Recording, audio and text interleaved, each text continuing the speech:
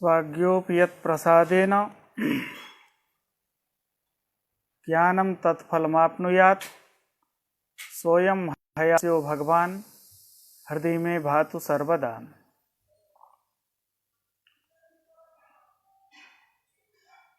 संस्कृतं भारतम् इत्याख्ये समूहे भवतां भवतीनां च हार्दं स्वागतम् अभिनंदनम्।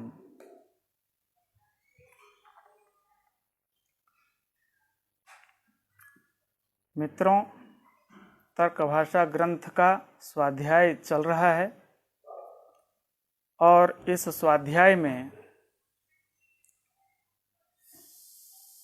प्रमेय निरूपण का प्रकरण आरंभ हुआ है। इसमें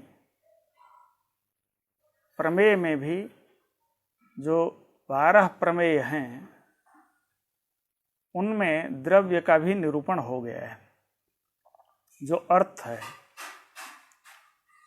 इसी के अंतर्गत गुण का निरूपण आज से आरंभ हुआ है। गुण द्रव्य में रहता है और समवाय संबंध से रहता है। गुण आधेय है और उसका अधिकरण द्रव्य होता है। इस तरह से गुण के निरूपण के प्रसंग में जो तर्क भाषा में बतलाया गया है वह अत्यंत संक्षिप्त है, तथापि हम प्रयास करेंगे एक गुण की हम अच्छी तरह व्याख्या कर दें। बाकी सभी गुणों का निरूपण ऐसे ही इसी आधार पर होगा। अथ गुणाः उच्यन्ते, गुण का निरूपण यहाँ प्रारंभ करते हैं। सामान्यवान असमवायी कारणम स्पंदात्मा गुणः।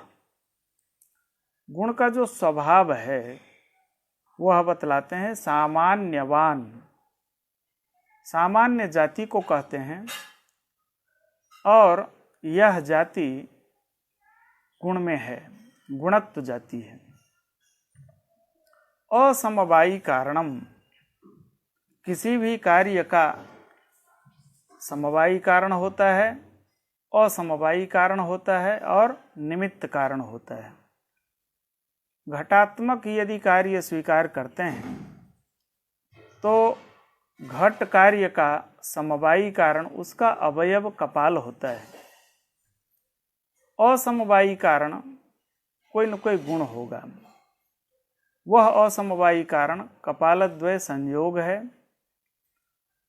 तो असमवायी कारणत्व इसमें रहेगा गुण में।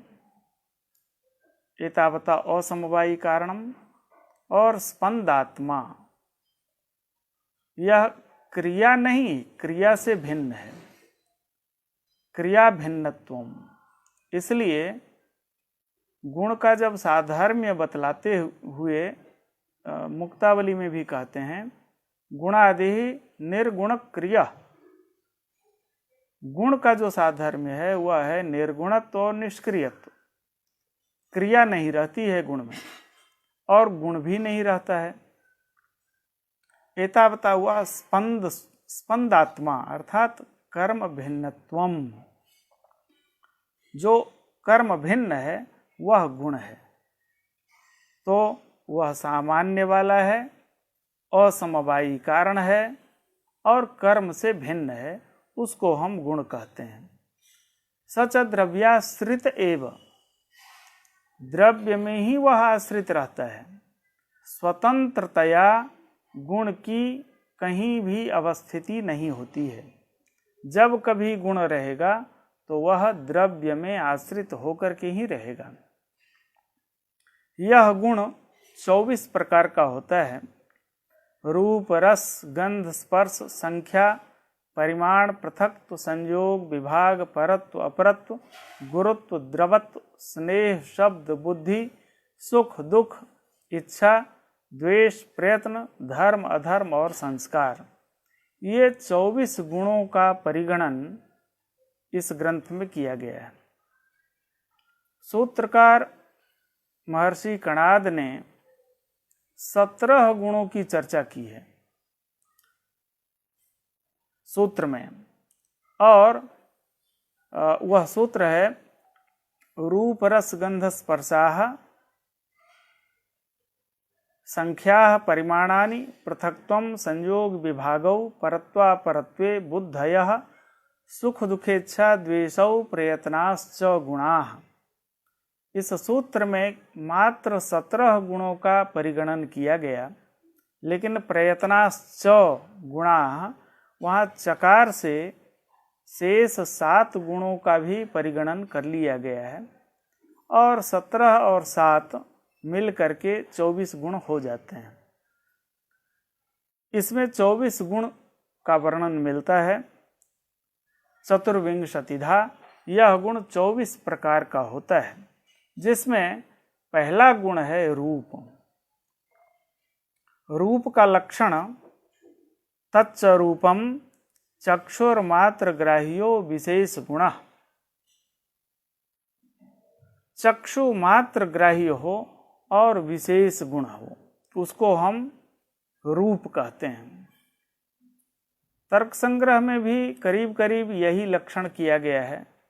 चक्षुर्मात्र ग्राह्यत्वे सति गुणत्वम रूपस्य लक्षणम। चक्षु मात्र ग्राह्य हो और गुण हो, उसको हम रूप कहते हैं। यहाँ चक्षुर्मात्र ग्राह्यत्वे सति गुणत्वम, इसमें गुण पद जो है वह विशेष्य है, और इसमें विशेषण चक्षुर्मात्र ग्राह्यत्व है। विशेषण का कोई न कोई प्रयोजन होगा, इतर व्यावृत्ति उसका प्रयोजन होता है। इतर व्यावृत्ति से तात्पर्य क्या है, उसको भी हम क्रमिक बतलाएंगे। मान लें केवल विशेष्य पद का उपादान करते हैं, अर्थात गुणत्वम रूपस्य लक्षणम, जो गुण हो उसको हम रूप कहते हैं। ऐसा यदि लक्षण कर दिया जाए तो रूप के अलावा बाकी 23 भी गुण हैं, उसमें गुणत्व रहेगा। उन 23 गुणों में भी लक्षण की संक्रांति होगी, अतिव्याप्ति दोष होगा।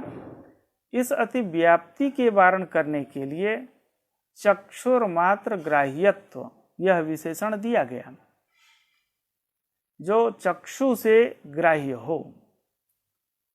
रसादि जो भी गुण है उसका चक्षु मात्र ग्राह्यत्व नहीं है, वह अन्य इंद्रिय से ग्राह्य है। मात्र पद का भी अपना एक वैशिष्ट्य है, चक्षु मात्र ग्राह्य हो। मात्र पद भी इतर व्यावर्तन कराता है। एक कोई वस्तु लेकर के किसी को देते हैं और ये निर्देश दें इस वस्तु को मात्र अमुक व्यक्ति को ही देना। वहां जो मात्र पद है वह मात्र पद जिस व्यक्ति का नाम लिया गया, तदतिरिक्त व्यक्ति को देने का निषेध उसमें छुपा हुआ है। अर्थात जिस व्यक्ति का नाम लिया गया उससे अतिरिक्त व्यक्ति को नहीं देना और उसको देना, यह मात्र पद का अर्थ है। ऐसे ही यहाँ भी चक्षुर मात्र ग्राह्यत्व का अर्थ है चक्षु से भिन्न इंद्रिय से ग्राह्य नहीं हो और चक्षु से ग्राह्य हो, उसको हम रूप कहेंगे। ऐसा क्यों किया गया, इस पर तो हम बाद में आएंगे, लेकिन केवल इतना ही कहें चक्षुर मात्र ग्राह्यत्वे सति गुणत्वम रूपस्य लक्षणम, केवल गुणत्व कहें तो रूपातिरिक्त अन्य गुणों में भी जाएगा। इसलिए चक्षुर मात्र ग्राह्यत्व विशेषण दिया गया। अन्य गुण चक्षु मात्र ग्राह्य नहीं है, इसलिए अब वहां पर लक्षण नहीं जाएगा। अब केवल विशेषण मात्र का उपादान हम करेंगे, अर्थात गुणत्व का परित्याग कर देंगे, विशेष्य पद का परित्याग करके चक्षुर मात्र ग्राह्यत्वम रूपस्य लक्षणम, चक्षु मात्र से ग्राह्य हो तो हम रूप कहते हैं। रूप का ज्ञान किसी अन्य इंद्रिय से नहीं होता है, एतावता यह रूप में ही लक्षण जाएगा। तो यहाँ एक नियम का आविर्भाव होता है, यो गुणो येन इंद्रियेण गृह्यते तदगता जाति ही तदभावस्य तेनैव इंद्रियेण गृह्यते। जो गुण जिस इंद्रिय से गृहीत होता है उसमें रहने वाली जाति और उसके अभाव का भी ज्ञान उसी इंद्रिय से होता है, यह एक नियम है। रूप जो है वह चक्षु से ग्राह्य है, तो रूप में रहने वाली जो रूपत्व जाति है उसका भी ग्रहण चक्षुरिंद्रिय से ही होगा। यदि आप चक्षुर मात्र ग्राह्यत्वम रूपस्य लक्षणम ऐसा करेंगे तो रूप में लक्षण तो जाएगा पर रूपत्व में भी चला जाएगा। रूपत्व गुण नहीं है, रूपत्व एक जाति है, रूप में रहने वाली जाति है। रूपत्व का भी ग्रहण चक्षुर इंद्रिय से हो जाएगा, इसलिए रूपत्व में लक्षण नहीं जाए रूप का, इसके लिए गुणपद भी देना आवश्यक है। अब लक्षण का स्वरूप होगा चक्षुर मात्र ग्राह्यत्वे सति गुणत्वम। अब रूपत्व में लक्षण नहीं जाएगा, भले वह चक्षुर मात्र ग्राह्य है रूपत्व, लेकिन वह गुण नहीं है। एतावता रूपत्व में लक्षण अब नहीं जाएगा। अब मात्र पद का अर्थ है चक्षुर भिन्नेन्द्रिया ग्राह्यत्वे सति चक्षुर ग्राह्यत्वम, यह मात्र पद का वैशिष्ट्य है। अर्थात चक्षुर भिन्नेन्द्रियजन्य प्रत्यक्षा विषयत्वे सति चक्षुरेन्द्रियजन्य प्रत्यक्ष विषयत्वे सति गुणत्वम रूपस्य लक्षणम। इसमें यदि चक्षुरेन्द्रियजन्य प्रत्यक्षा विषयत्व, यह विशेषण पद का इस विशेषण पद को हटा दें, अर्थात चक्षुरेन्द्रियजन्य प्रत्यक्ष विषयत्वे सति गुणत्वम, इतना ही लक्षण करते हैं तो यह लक्षण संख्या में भी अतिक्रांत होगा। संख्या को 1, 2, 3, 4, 5 इत्याकारक जो संख्या है, संख्या गुण है, उस संख्या में भी अब यह लक्षण जाएगा। कर तो रहे रूप का लक्षण, और रूप में जाने के साथ संख्या में भी यह लक्षण अतिक्रांत हो रहा है। चक्षुरेन्द्रियजन्य प्रत्यक्ष विषयत्व संख्या में है और गुणत्व भी है, संख्या में लक्षण अतिक्रांत हो गया। इस संख्या में लक्षण नहीं जाए, इसके लिए चक्षुर भिन्नेन्द्रिया प्रत्यक्षत्वे सति चक्षु भिन्न इंद्रियजन्य प्रत्यक्षा विषयत्व, यह भी विशेषण उसमें देना पड़ेगा। अब संख्या जो है चक्षु से भिन्न इंद्रिय त्वगिंद्रिय है, उस त्वगिंद्रिय से जायमान जो प्रत्यक्ष है उस प्रत्यक्ष का विषय संख्या बन रही है। संख्या को हम आंख बंद करके भी अंगुलियों से गिन करके यह 1 कलम, ये 2 कलम, 3 कलम, इस तरह से हम उस संख्या का परिगणन कर लेते हैं, संख्या को जान लेते हैं, इसलिए यह लक्षण उसमें जाएगा। अब चक्षुर भिन्नेन्द्रिया प्रत्यक्ष विषयत्व जब विशेषण दे दिए तो चक्षु से भिन्न इंद्रिय है त्वग इंद्रिय, त्वग इंद्रिय जन्य प्रत्यक्ष का विषय संख्या हो जा रही है, प्रत्यक्षा विषयत्व जाना चाहिए। एतावता इस विशेषण के दे देने से संख्या में अतिव्याप्ति नहीं होगी।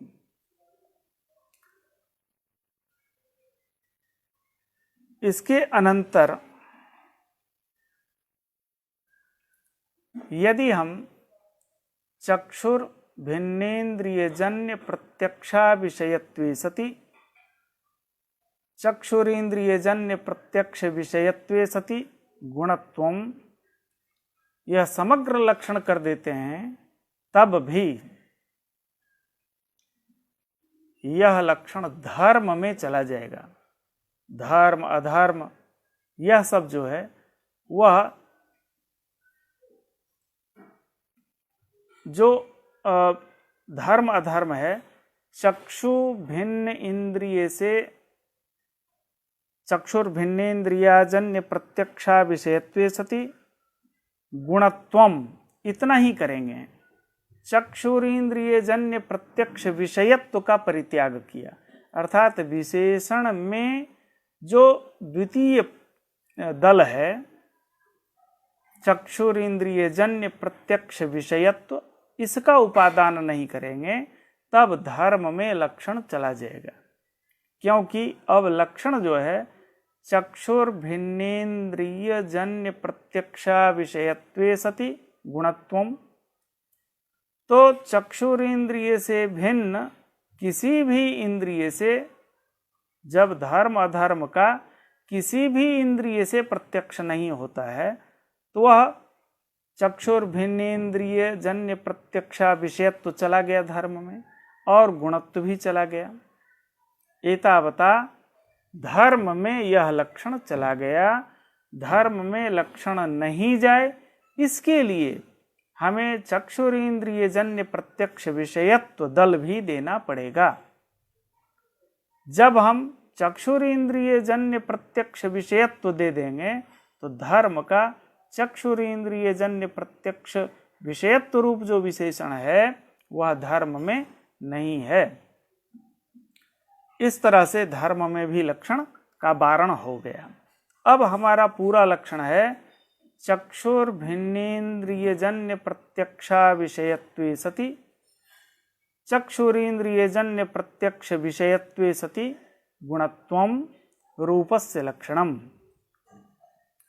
इतना कर देने पर भी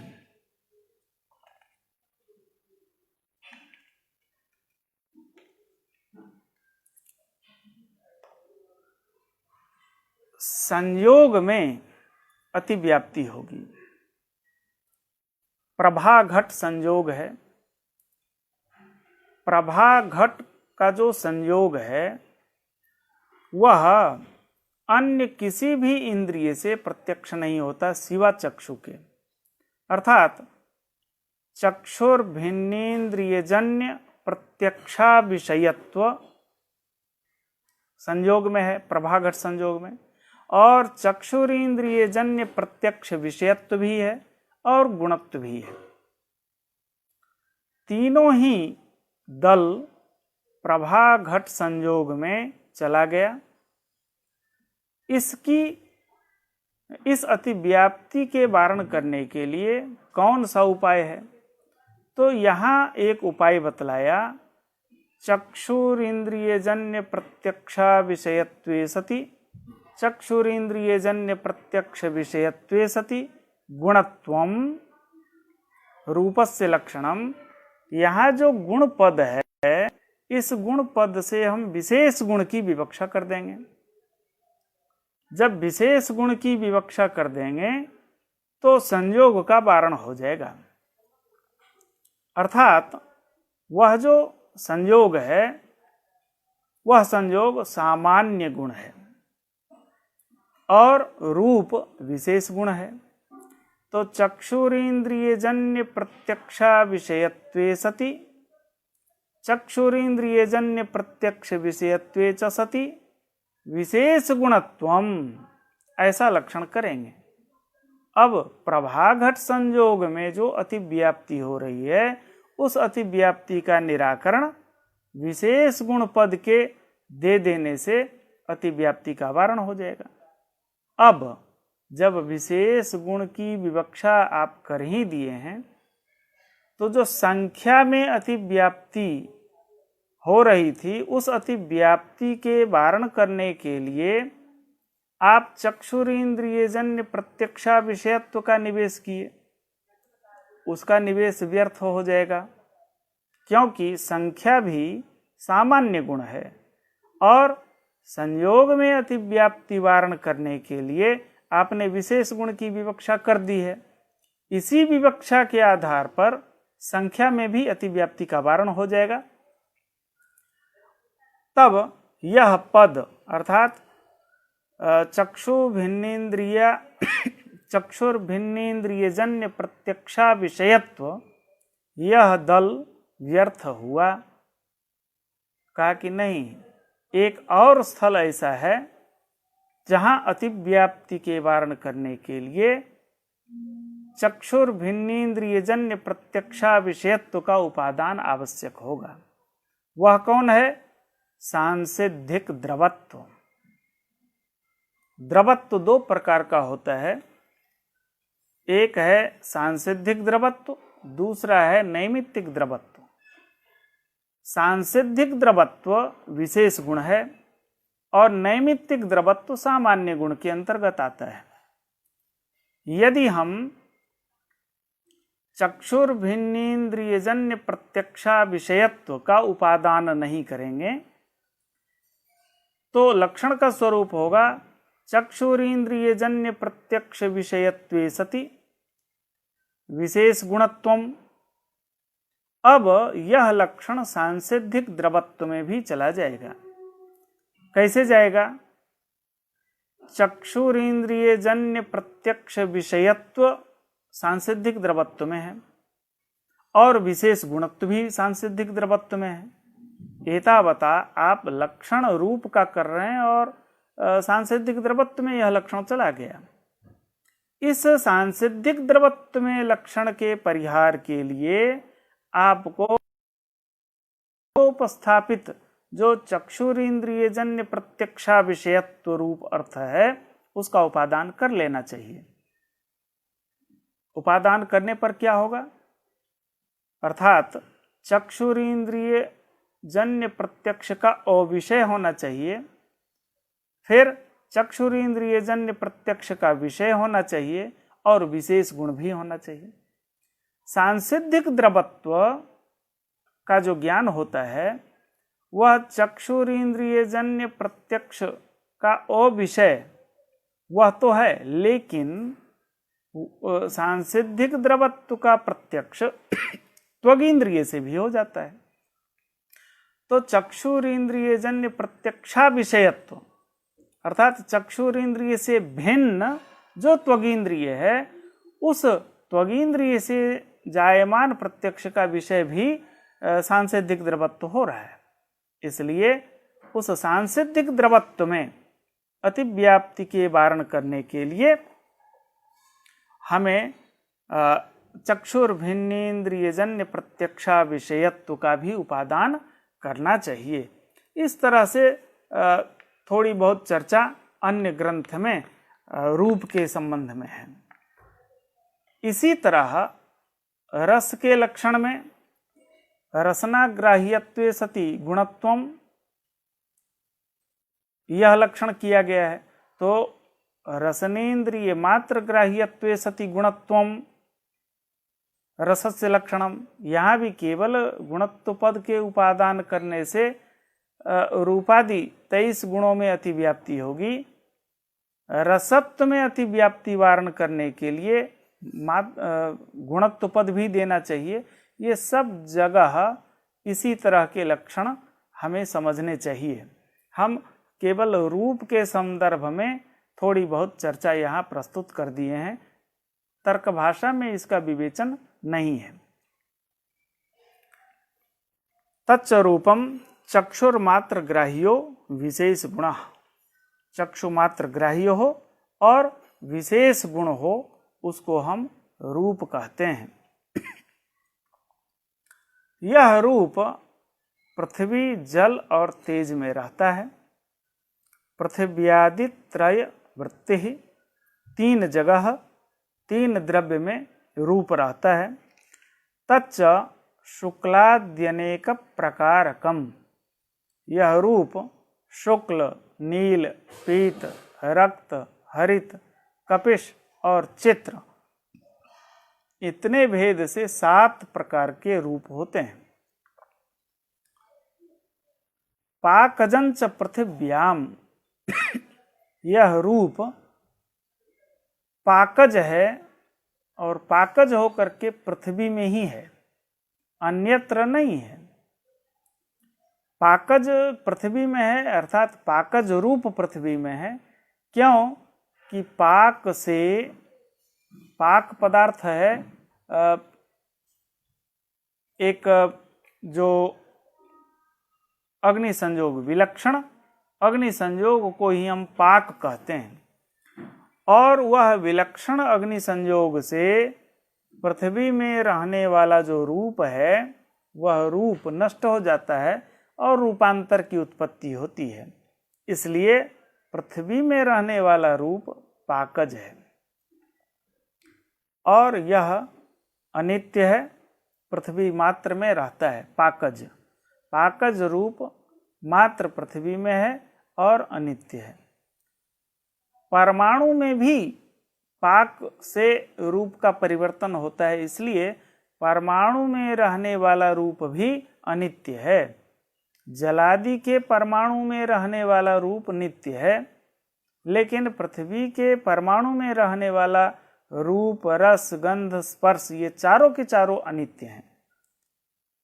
आप्य तेजस परमाणुओं नित्यम, रूप 3 में है, पृथ्वी, जल और तेज, लेकिन वह पाकज होकर के, अनित्य होकर के पृथ्वी में है।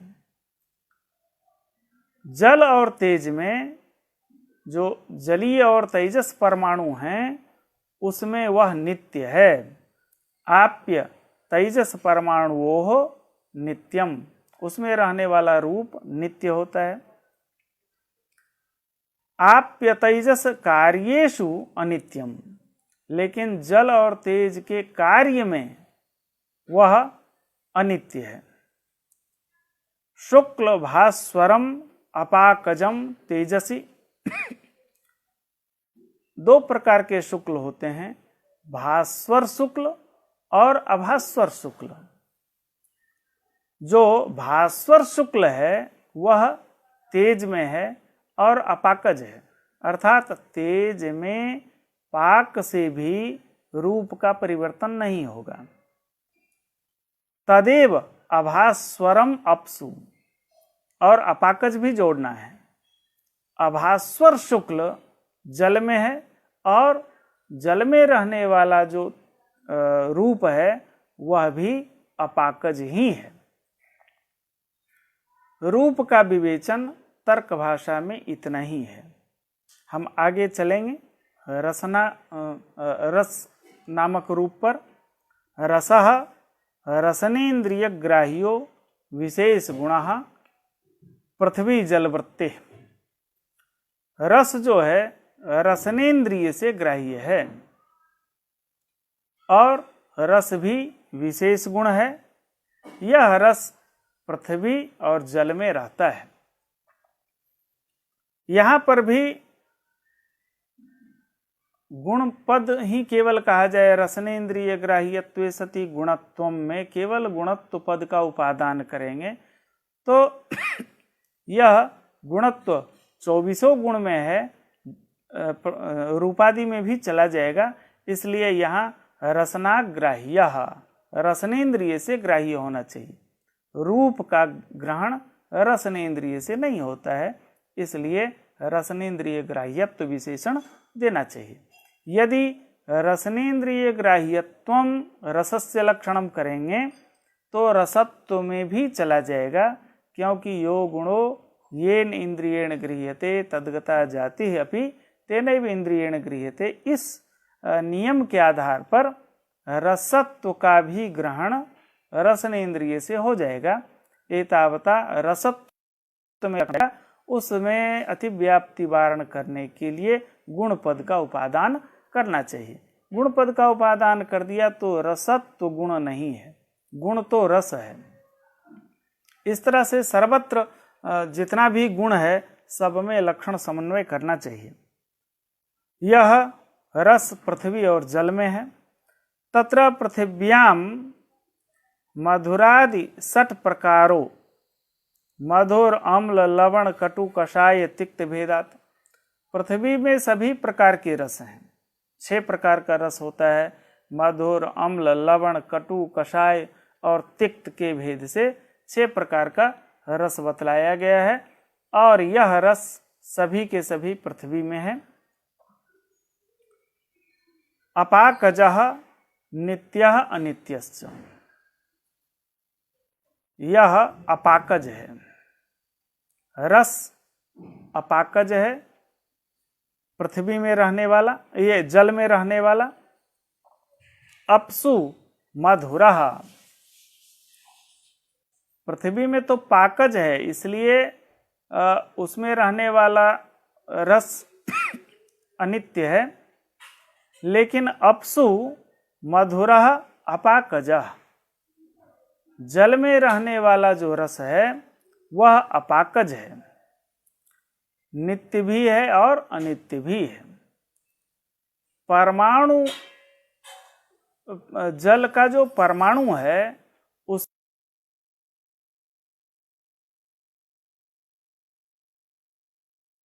और कार्यभूत जो जल है उसमें रहने वाला रस अनित्य है। नित्यः परमाणु भूताः भूतासु अपसु कार्यभूतासु अनित्यः, कार्यभूत जो जल है उसमें वह अनित्य है। गंधः घ्राणग्राह्यो विशेष गुणः, घ्राण से ग्राह्य जो विशेष गुण है उसको हम गंध कहते हैं। यह गंध केवल पृथ्वी में है और अनित्य ही है, क्योंकि पाक से पृथ्वी में रूप रस गंध स्पर्श चारों ही बदल जाते हैं। गंध भी बदलेगा, परमाणु वृत्ति गंध भी चेंज हो जाता है, इसलिए यह अनित्य ही है। सद्विविधा, यह गंध 2 प्रकार का होता है, सुरभि और सुरभिश्च। सुगंध और दुर्गंध शब्द से हम कह सकते हैं, यह 2 प्रकार का गंध है। जलादौ गंध प्रतिमानम तु संयुक्त समवायेन द्रष्टव्यम। कभी कभी जल में भी हमें गंध की प्रतीति होती है। वह गंध की प्रतीति कैसे होती है? जल में कोई भी गंध नहीं है, गंध केवल पृथ्वी में है, लेकिन जल में कभी वायु में गंध की प्रतीति होती है, कभी अच्छे खुशबूदार वायु हमें प्राप्त होता है और कभी उसमें गलत जो दुर्गंध वाला वायु है उसे भी हम अनुभव करते हैं।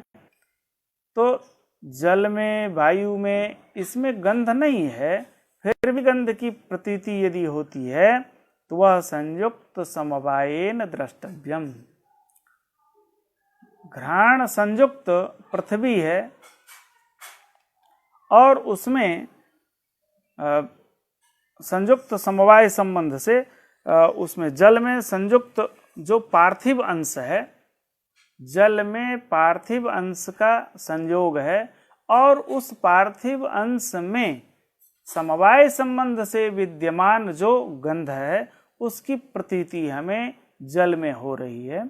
इसलिए संयुक्त समवाय सन्निकर्ष से हमें जल में गंध की प्रतीति होती है। जल का स्वतंत्र कोई गंध नहीं है, जल में गंध होता ही नहीं। स्पर्शः त्वगीन्द्रिय ग्राह्यो विशेष गुणः।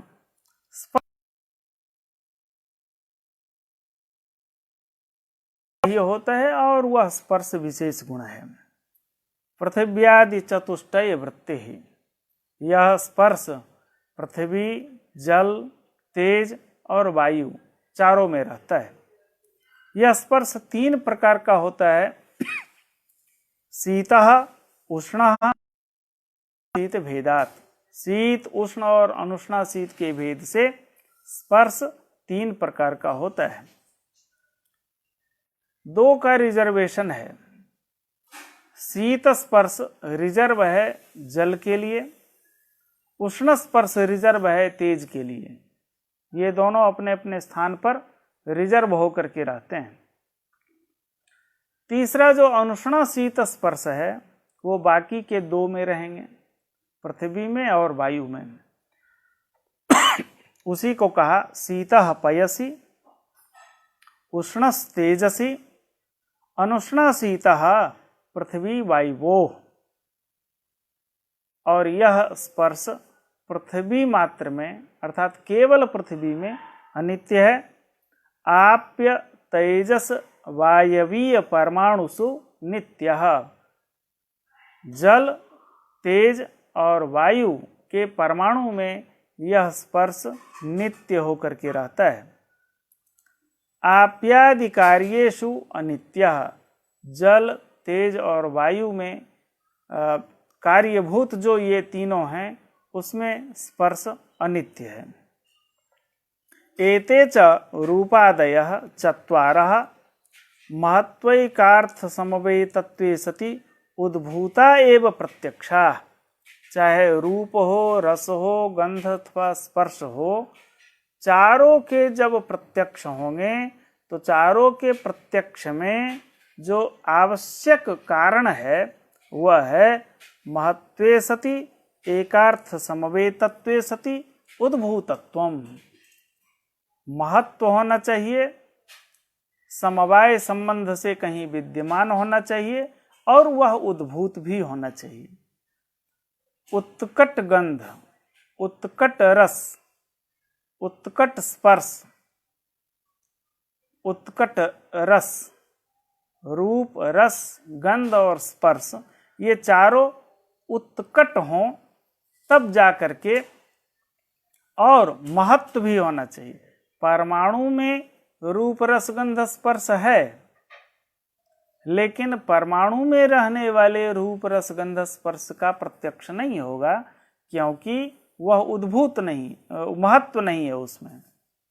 और वह अनुत्कट भी मानते हैं, क्योंकि परमाणु इतना छोटा है, उसमें कितना बड़ा रूप, रस, गंध, स्पर्श रह लेगा, इसलिए उसमें उत्कट भी होना चाहिए। जैसे पार्थिव जो गंध है वह पाषाण में उसकी प्रतीति नहीं होती है। पाषाण में उसकी प्रतीति नहीं होने का कारण वहाँ अनुत्कट रूप हेतु को बतलाया गया। पाषाण में गंध की प्रतीति अनुत्कटत्वेन नहीं हो पा रही है, और पाषाण के भस्म में उसी गंध की प्रतीति होती है, क्योंकि वहाँ उत्कटता आ जाती है। पाषाण के ध्वंस से उत्पन्न जो भस्म है उसमें उत्कट गंध है, इसलिए उस उत्कट गंध की प्रतीति होती है, और पाषाण में उत्कट गंध नहीं होने से उसकी प्रतीति नहीं होती है। इसलिए रूप, रस, गंध और स्पर्श, इनकी प्रतीति का कारण महत्वे सति उद्भूतत्वम, यह आवश्यक होगा। संख्या एकत्वादि व्यवहार हेतु सामान्य गुण, एकत्व, द्वित्व, त्रित्व इत्यादि व्यवहार का जो कारण है वह संख्या है। अयम एकः, इमौ द्वौ, इमे त्रयः इत्याकारक जो ज्ञान होता है, 1, 2, 3, 4, इस व्यवहार का कारण संख्या है, और यह संख्या सामान्य गुण है। अभी तक रूप रस गंध स्पर्श इन चारों के लक्षणों में सब में विशेष गुण ऐसा कहा गया है। वही धारा प्रवाहन न्याय से वही यहाँ नहीं आ जाए, इसके लिए यहाँ ब्रेक लगाया और कहा सामान्य गुण। संख्या सामान्य गुण है। एकत्वादि परार्ध पर्यंता, एकत्व से लेकर के परार्ध पर्यंत यह संख्या है। यद्यपि परार्ध के ऊपर भी कोई संख्या होती होगी, लेकिन न्याय शास्त्र में परार्ध वह अंतिम संख्या को बतलाया है। तत्र एकत्वम द्विविधम, एकत्व जो है वह दो प्रकार का होता है, नित्य भी होता है और अनित्य भी होता है। नित्यगतम नित्यम, अनित्यगतम अनित्यम। नित्य में रहने वाली एकत्व संख्या नित्य है और अनित्य में रहने वाली यही एकत्व संख्या अनित्य हो जाती है। एक घट है, उसमें एकत्व संख्या है, और आकाश भी एक है, उसमें एकत्व संख्या नित्य है। क्योंकि आश्रय यदि नित्य है तो वह संख्या भी नित्य होगी, वह एकत्व संख्या के लिए ही मान्य है। आश्रय यदि दो है और उसमें एकत्व संख्या हो तो ऐसा संभव नहीं है। आश्रयभूत एक हो और वह आश्रय नित्य हो तो वह एकत्व संख्या नित्य मानी जाती है। परमाणु अनेक हैं और अनंत परमाणुओं में रहने वाली संख्या अनंत होगी। चूंकि परमाणु नित्य है, इसलिए उसमें रहने वाली अनंतत्व संख्या को हम नित्य मान लें, ऐसा संभव नहीं है। इसलिए आश्रय के नित्य होने से हम उसको नित्य मान लें, यह भी नियम खंडित हो गया। नित्य यदि है, उस नित्य में रहने वाली एकत्व संख्या केवल नित्य होगी।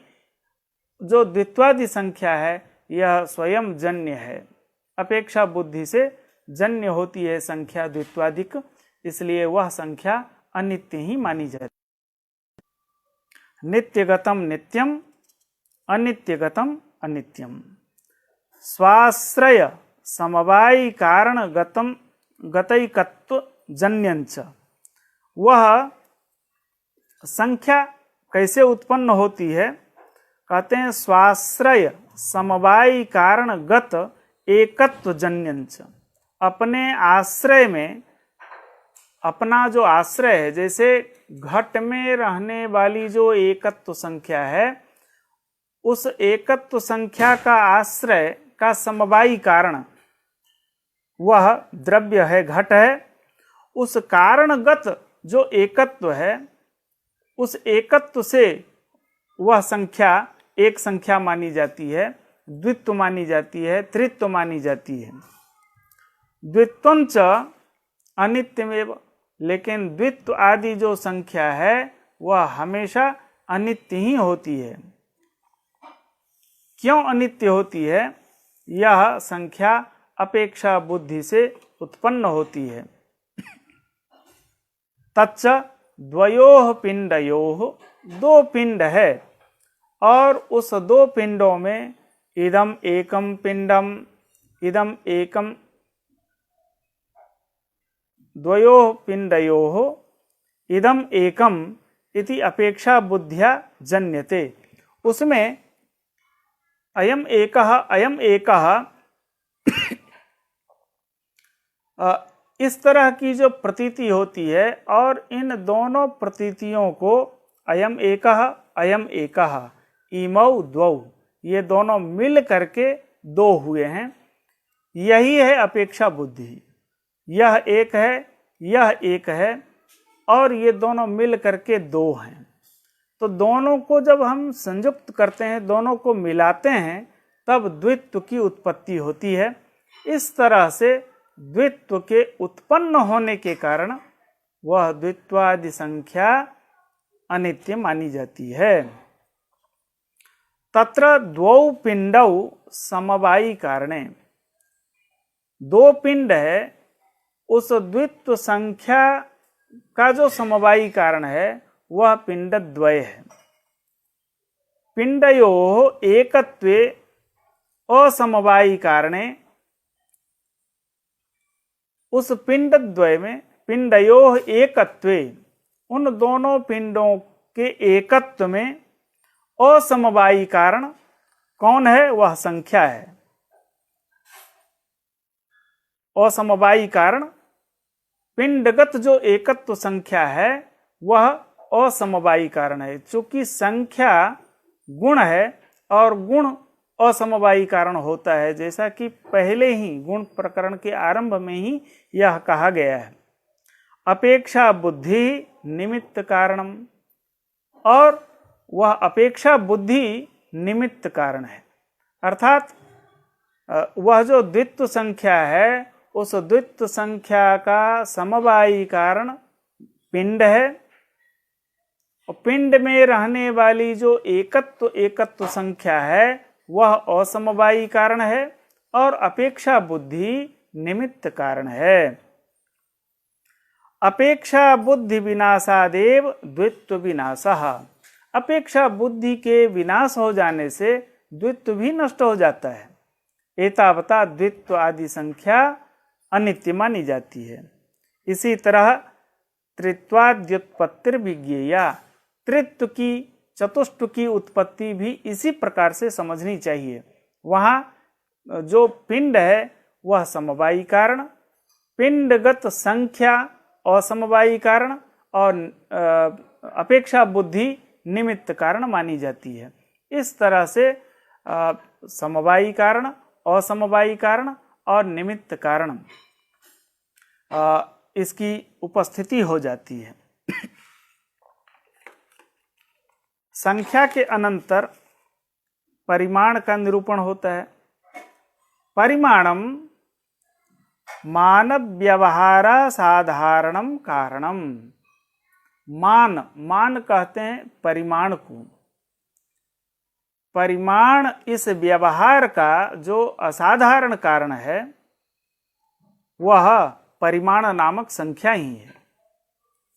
माप, अलग अलग तरीके के माप होते हैं। हम कपड़े को मापते हैं तो मीटर से मापते हैं, और दूध को मापते हैं तो लीटर से मापते हैं।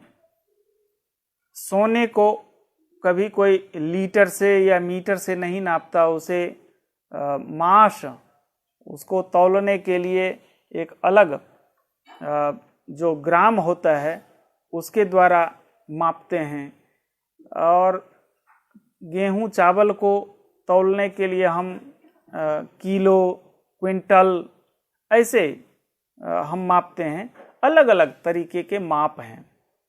कभी कभी गांव देहात में अभी भी किसी वस्तु का विक्रयण होता है तो वह एक वस्तु लेकर के दूसरे वस्तु को दे देते हैं, तो वस्तु के बदले में वस्तु का आदान प्रदान। लौकी इत्यादि है, वह माप के हिसाब से इस लौकी का इतना मूल्य, इस लौकी का इतना मूल्य। केला कहीं तो किलो के हिसाब से लोग बेचता है, कहीं दर्जन के हिसाब से बेचता है। तो इस तरह से माप और परिमाण दोनों एक ही चीज है। इस व्यवहार का, माप के व्यवहार का असाधारण कारण परिमाण ही है, अर्थात परिमाण के अलावा और कोई कारण माप का नहीं है। यह माप 4 प्रकार का है। तच्चतुर्विधम, अणु, महत्, दीर्घम, ह्रस्वम च, 4 प्रकार के परिमाण हुए।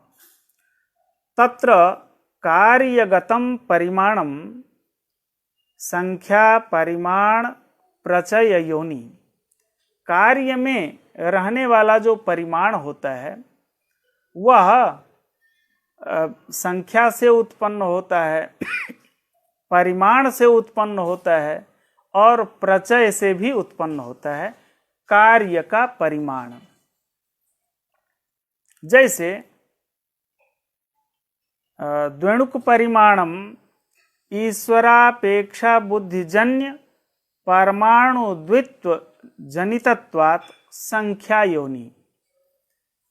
द्वेणुक का जो परिमाण होता है वह परमाणु के परिमाण से उत्पन्न नहीं हुआ, अपितु उसका परिमाण संख्या से उत्पन्न हुआ है। परमाणुगत जो द्वित्व संख्या है उस द्वित्व संख्या से द्वेणुक का परिमाण पैदा हुआ। परमाणु के परिमाण से द्वेणुक का परिमाण उत्पन्न नहीं होता है, इसका खंडन पूर्व में भी हुआ है, क्योंकि परिमाण का एक नियम है परिमाणस्य स्वसमान जातीय उत्कृष्ट परिमाण जनकत्व नियम।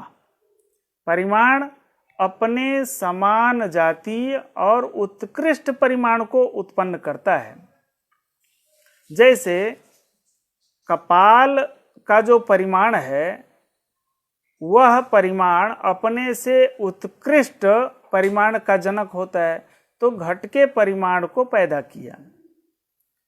महत परिमाण जैसे महत्तर परिमाण को आरंभ करता है, महत्तर परिमाण का जनक होता है, तो अणु परिमाण भी अणुतर परिमाण का जनक होगा। इस नियम से तो अणुतर परिमाण कुछ होता ही नहीं है, इसलिए परमाणु का परिमाण किसी का भी कारण नहीं होता है, परम महत परिमाण भी किसी का कारण नहीं होता है। तो परमाणु का परिमाण द्वेणुक के परिमाण का जनक नहीं है, अपितु परमाणुगत जो द्वित्व संख्या है उस संख्या से द्वेणुक का परिमाण बना है। द्वेणुक परिमाणम ईश्वरापेक्षा बुद्धिजन्य परमाणु द्वित्व जनितत्वात्, परमाणुगत द्वित्व से द्वेणुक का परिमाण उत्पन्न होता है। इसको हम संख्या योनि कहते हैं। त्रेणुक परिमाणंच स्वाश्रय समवायी कारणगत बहुत्व संख्या योनि।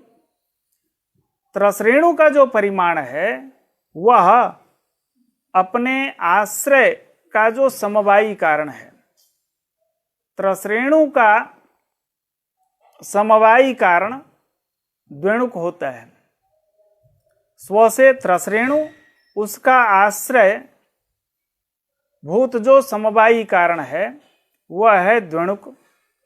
तो द्वेणुकगत जो बहुत्व संख्या है अर्थात त्रित्व संख्या, तो वह भी संख्या योनि है।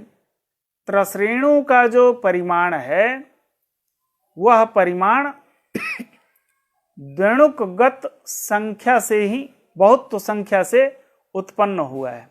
यदि हम त्रसरेणु के परिमाण को द्वेणुक परिमाण से उत्पत्ति मान लें तो भी यहाँ परिमाणस्य स्वसमान जातीय उत्कृष्ट परिमाण जनकत्व नियमः, तो द्वेणुक परिमाण से जन्य जो त्रसरेणु का परिमाण होगा वह द्वेणुक परिमाण से भी छोटा होगा। इसलिए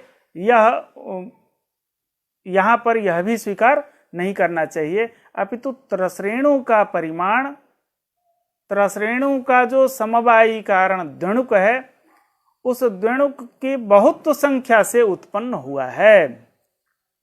यहाँ संख्या ही कारण है। त्रेणुक परिमाणंच स्वाश्रय समवायी कारणगत बहुत्व संख्या योनि। लेकिन चतुर्णुकादि परिमाणंतु स्वाश्रय समवायी कारण परिमाण जन्यम। चतुर्णुक का जो परिमाण है वह परिमाण अपना समवायी कारण, जो त्रसरेणु है समवायी कारण उसका, उसके परिमाण से वह उत्पन्न हुआ। चूंकि त्रसरेणु में जो परिमाण है वह महत परिमाण जो दृष्टिगोचर हो जाए, हम देख पाते हैं त्रसरेणु को, उसमें महत्वे सति उद्भूत रूपवत्वम है, इसलिए उस परिमाण से वह चतुर्णुक का परिमाण उत्पन्न हुआ। द्विणुक का और त्रसरेणु का परिमाण अपने आश्रय के आश्रयीभूत समवायी कारण की संख्या से, कहीं द्वित्व संख्या से कहीं बहुत्व संख्या से उस परिमाण का जन्म हुआ है, परिमाण की उत्पत्ति हुई।